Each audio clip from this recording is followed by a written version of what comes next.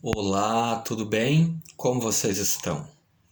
A mensagem de hoje se encontra na primeira carta de Paulo a Timóteo, no capítulo 4 e nos versos 4 e 5, e diz assim: Pois tudo que Deus criou é bom e recebido com ações de graças nada é recusável, porque pela palavra de Deus e pela oração é santificado.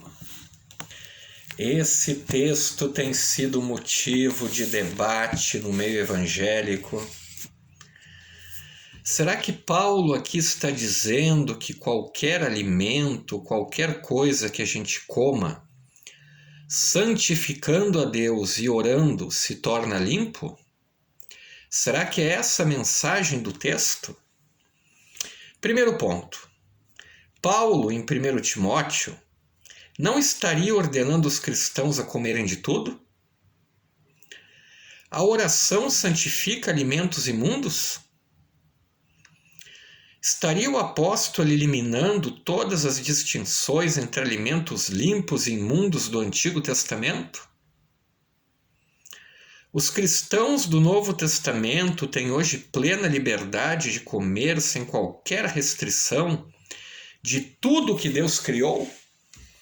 Essas perguntas se fazem pertinentes nesse tema.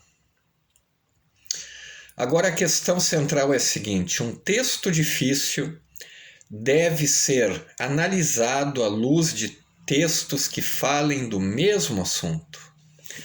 Essa é a maneira correta de se interpretar o que a palavra de Deus diz. Em primeiro lugar, Deus e a sua palavra nunca se contradizem. As orientações de Deus sobre a distinção entre os alimentos que são declarados imundos e os que são limpos não podem ser de natureza apóstata, demoníaca ou mentirosa, como aparentemente o texto diz. Pois foi o próprio Deus quem fez a distinção e pediu que respeitássemos. E o livro de Levítico, no capítulo 11, fala desse assunto.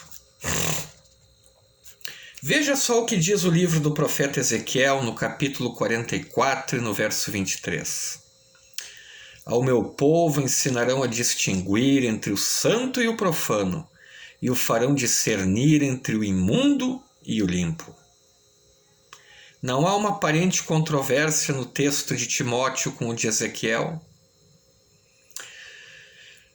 Assim que Deus criou o mundo, ele deu os vegetais para alimento de Adão e Eva e de seus filhos e da população em geral. Mas isso foi antes do dilúvio. Após o dilúvio, Deus liberou alguns animais, mas animais limpos.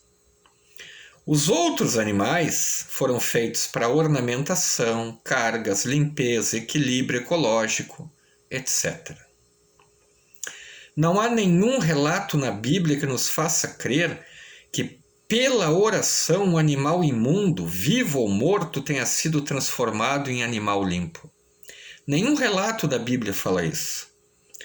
O texto que está sendo analisado não está afirmando que podemos comer de tudo o que Deus criou, alimentos e não alimentos, mas apenas de tudo aquilo que ele criou com o propósito específico de servir como alimento.